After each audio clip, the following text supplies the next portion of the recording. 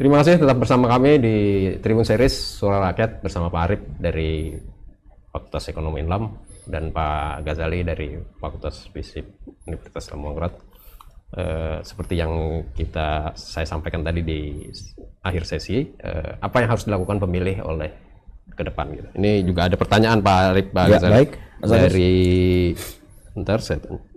dari Boni BJM, apa yang harus dilakukan pemilih jelang hari-hari pencoblosan agar tidak salah pilih?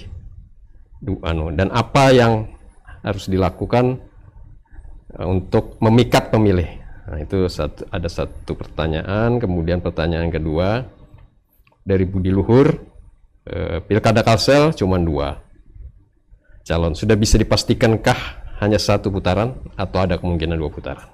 Oke, kemudian yang ketiga, ini ada dari Rajendra Rendra, pasca debat bagi pemilih, apa sudah bisa melihat keseluruhan dari sosok kandidat sehingga bisa menentukan pilihan?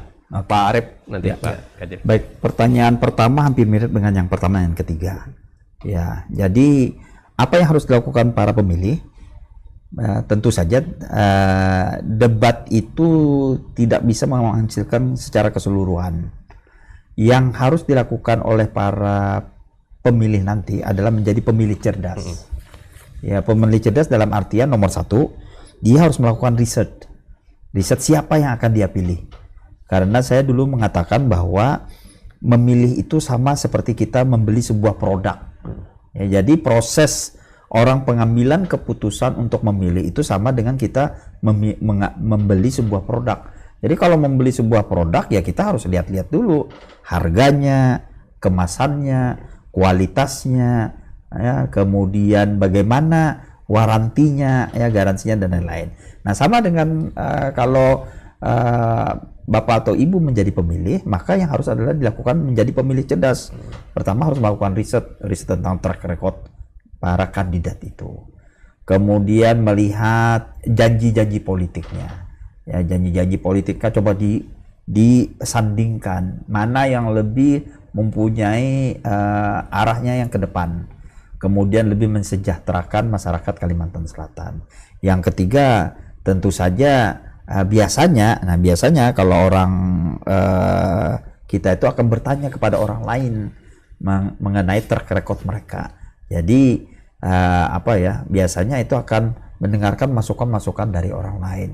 Dan yang terakhir tentu saja apabila mungkin para pemilih itu adalah pemilih yang cerdas, yang tadi dilakukan itu adalah berdasarkan hasil riset mereka. Terakhir mereka seperti yang Pak Ghazali sampaikan tadi mungkin akan melakukan sholat istikharah, ya kan, meminta petunjuk kepada Allah Subhanahu Wa Taala, karena ini adalah bagian siapa yang akan membawa kita 5 tahun ke depan. Ini penting. Mau dibawa kemana Kalimantan Selatan ini 5 tahun yang akan datang. Jangan sampai salah pilih produk. Ya, kalau kita sudah membeli produk itu gampang. Ya, setelah kita beli kita buang. Ya, kita pakai, tidak kita pakai kita buang. Oh iya kan? Tapi kalau sudah memilih maka dia akan stick, akan tetap dengan 5 tahun ini. Dan ini yang nanti dikatakan bahwa kita berkontribusi terhadap keburukan atau kebaikan dari Kalimantan Selatan itu sendiri. Ini bedanya. Kalau membeli produk, kalau kita tidak suka salah beli ya ditukar, ya kan, atau dibuang. Tapi kalau memilih tidak bisa. Mau ganti, saya memilih tadi memilih Aceh Odah diganti dengan memilih Muhyiddin, tidak bisa dong menunggu 5 tahun lagi. Tahun yang akan datang. Nah, makanya terjadi penyesalan yang sangat luar biasa. Oleh karena itu, saya menyarankan menjadi pemilih yang cerdas. Melihat apa yang sudah saya sampaikan tadi. Nah, tentu saja ya, pertanyaan yang berikutnya adalah bagaimana kandidat sudah tidak bisa lagi karena sudah habis masa kampanyenya. Ya, ini adalah fungsi dari para pemilih nanti. Mereka harus ya menimbang, memikirkan, membanding-bandingkan dan yakin nanti ke tempat pencoblosan nanti, ke TPS nanti dengan pilihan yang hakul yakin akan membawa kemajuan dan keberkahan kepada bumi Lampung Mangkurat seperti itu. Pak Ghazali? Sependapat saya apa yang disampaikan oleh Pak Arif Budiman ya, bahwa kita harus menjadi pemilih yang cerdas, gitu kan. Nah, bagaimana caranya? Tadi sudah banyak disampaikan. Intinya ketika kita berada di bilik suara ya, nah, dalam waktu mungkin sekitar 5 menit Pak ya, nah, di situ pilihan kita menentukan masa depan kita 5 tahun ke depan. Salah pilih, salahlah masa depan kita kan, rusaklah masa depan kita, harapan kita buyar itu kan, apa yang kita harapkan dari pemimpin itu tidak akan bisa terwujud kan. Kenapa? Karena salah satu harapan kita kepada pemimpin itu adalah dengan pemimpin yang akan kita pilih itu kita terbantukan apa yang maunya kita kan.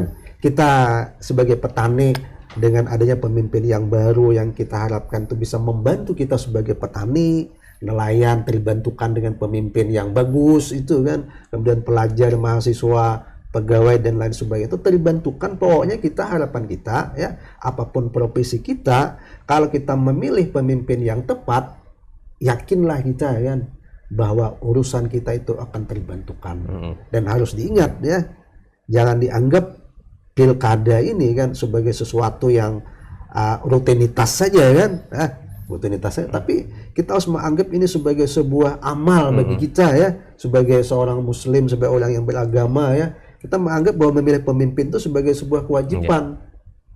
Tetapi kewajiban itu akan menjadi mudarat bagi kita kalau kita salah atau asal-asalan menggunakan, atau dengan meminjam konsepnya Pak Arief, bukan pemilih yang cerdas itu kan. Jadi jangan dipilih pemimpin yang memberi uang. Nah, yang artinya kalau pemimpin itu memberi uang ke kita untuk memilih dia, artinya suara kita tuh dia yang beli. Misalnya katakanlah kita diberi uang 50.000 kan, kita ambil, kita pilih dia, berarti kita hanya dengan uang 50.000 menjual masa depan kita dan Kalimantan Selatan ini ya untuk 5 tahun ke depan. Kita tidak bisa menuntut apa-apa lagi. Karena sebagaimana kata Pak Arief kan sudah memilih kan, tidak bisa diganti-ganti lagi kan, beda dengan barang atau produk Pak ya. Gitu ya. Jadi yakinlah kita ya, kita berusaha memilih pemimpin yang tepat itu ya, dengan niatan untuk membantu kita, membantu masyarakat, bangsa dan negara, terlebih lagi benua Kalimantan Selatan. Dalam bahasa political marketing, jadi 5 tahun itu kalau kita salah pilih ya, maka kita akan tersandra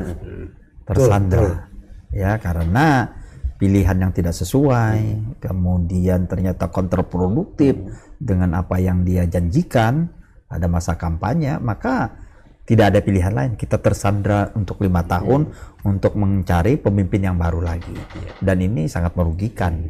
Lama Ya kan? 5 tahun. Iya 5 tahun ya. Apalagi Pak Ganjarnya hanya dengan 50.000 kita tersandra selama 5 tahun, berarti hanya 10.000 1 tahun, ya kan? Seperti itu, bayangkan. Nah, jadi hati-hati. Oleh karena itu kata kuncinya pemilih cerdas, membandingkan, melihat ya track record, janji kampanye politik, leadership ya, dan segalanya. Walaupun tadi debat tadi hanya 5% saja. Ya dari debat kan kita bisa melihat bagaimana dia demam panggung, bagaimana dia bisa berorasi, bagaimana dia bisa berargumen antara sesama kandidat, bagaimana dia bisa cerdas memikirkan jawaban yang spontan, jawaban yang sesuai, yang dikaitkan dengan visi mereka, jawaban yang dikaitkan dengan program kerja mereka, tentunya tidak salah-salah. Ya, jadi kita bisa melihat ya, walaupun tadi ya seperti yang disampaikan 5-10% saja itu akan mempengaruhi, dan ini menjadi tanggung jawab kita sebagai pemilih cerdas nanti. Ingat 27 November sudah sangat dekat. Kalau belum mencari informasi harus secepatnya, karena tidak mungkin dalam 1 malam, ya kan? Ini kita harus baca sejarahnya, di googling, dilihat ya.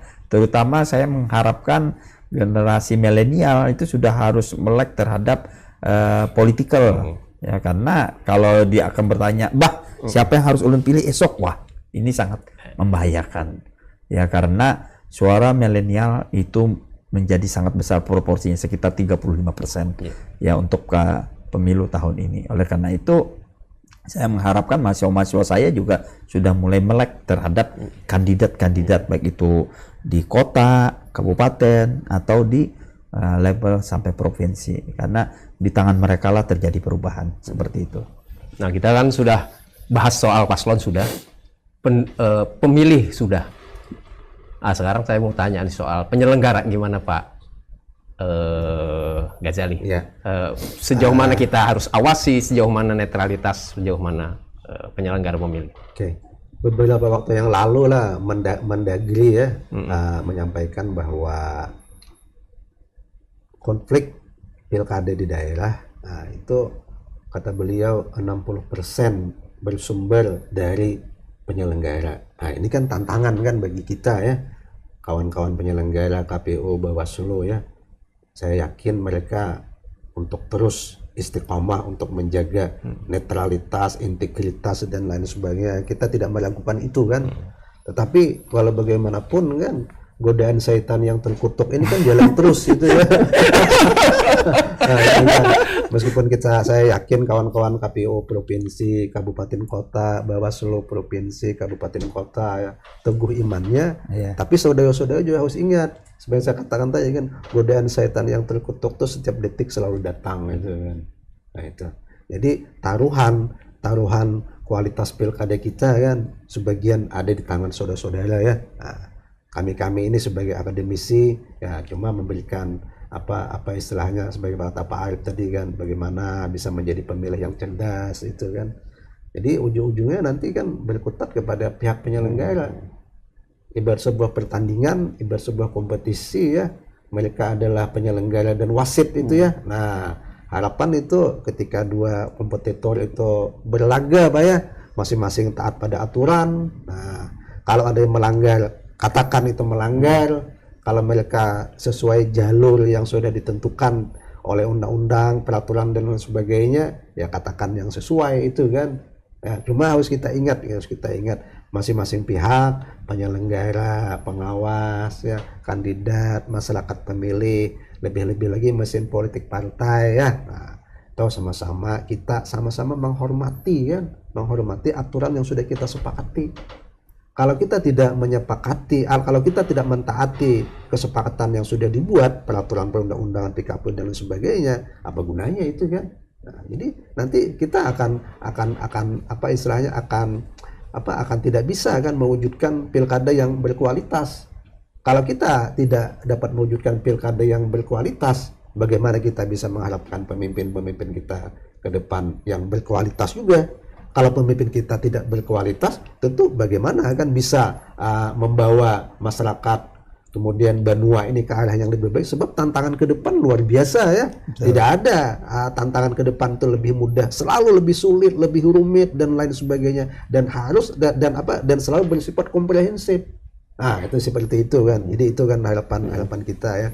Jadi pihak kawan-kawan penyelenggara KPU KPU di provinsi, kabupaten kota, Bawaslu ya, provinsi, kabupaten kota ya, sama-sama kita menjaga dengan niatan kalau kita laksanakan tugas kita dengan baik, tanggung jawab ini bukan hanya urusan dunia saja, akhirat juga menunggu kan. Sepanjang kita menjaga integritas kita itu ya, saya yakin kita akan mendapatkan kesuksesan dunia akhirat, lahir dan batin itu ya. Amin. Itu. Amin.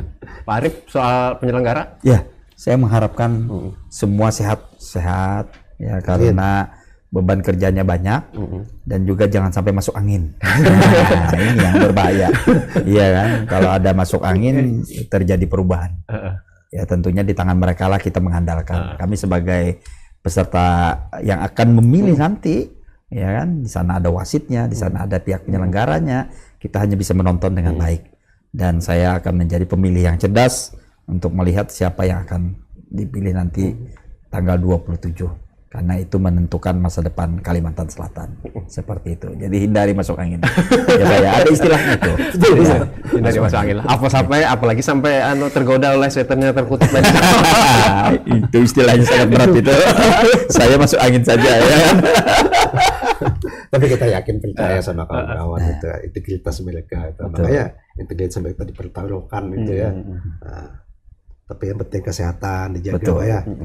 Kesehatan karena banyak kejadian setelah pemilu itu kan dari hari perhitungan banyak yang kolaps ya kan, saksi partai kolaps, ada yang ini ya, mudah-mudahan mereka semua diberikan kesehatan dan kekuatan karena beban mereka juga sangat berat ya, beban psikis, moral dan lain-lain. Nah, artinya dengan niatan baik dan dengan diawali dengan bismillah itu kan, saya yakin itu apa yang mereka lakukan bisa bernilai ibadah dalam pandangan Tuhan Iya. yang Maha Kuasa kan.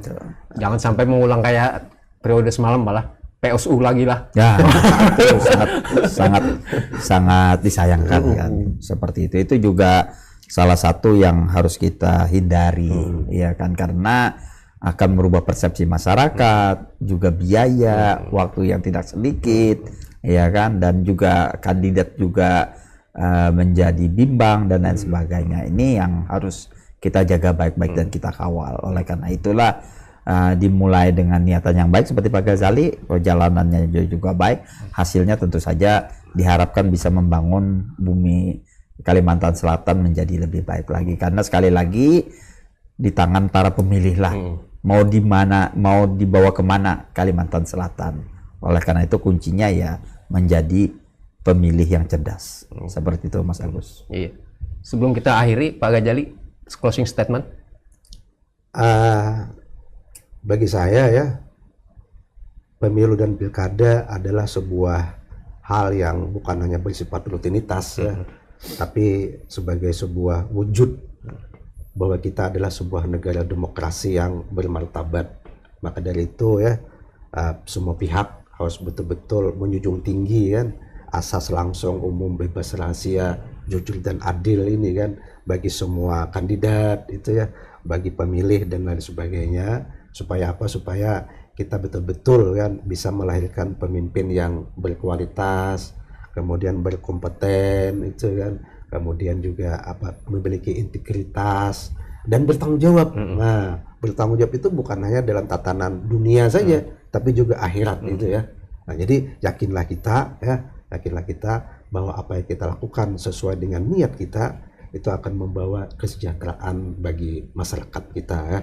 Itu harapan saya. Kalau Pak Arif, harapannya? Debat terakhir sudah selesai, tebar pesona sudah berakhir. Sekarang semua kuncinya ada di pemilih nanti. Menjadi pemilih cerdas adalah sebuah kewajiban bagi para pemilih nanti. Memilih jangan salah pilih, gunakan hak pemilih sebaik-baiknya dan kawal semua apa yang Anda pilih. Selamat berpilkada nanti di tanggal 27 November, datang ke TPS dan salurkan suara dengan baik dan benar. Mudah-mudahan pilihan Bapak Ibu adalah pilihan yang akan membawa kemakmuran kepada Kalimantan Selatan. Seperti itu Mas Agus. Oke, terima kasih Pak Ghazali, Pak Arif, terima kasih juga pemirsa Tribun Series Suara Rakyat. Demikianlah perbincangan kami dengan para pakar politik dan para yang juga pemerhati politik Kalimantan Selatan. Semoga bermanfaat, semoga kita bisa bertemu lagi di lain kesempatan. Wassalamualaikum warahmatullahi wabarakatuh. Waalaikumsalam warahmatullahi wabarakatuh.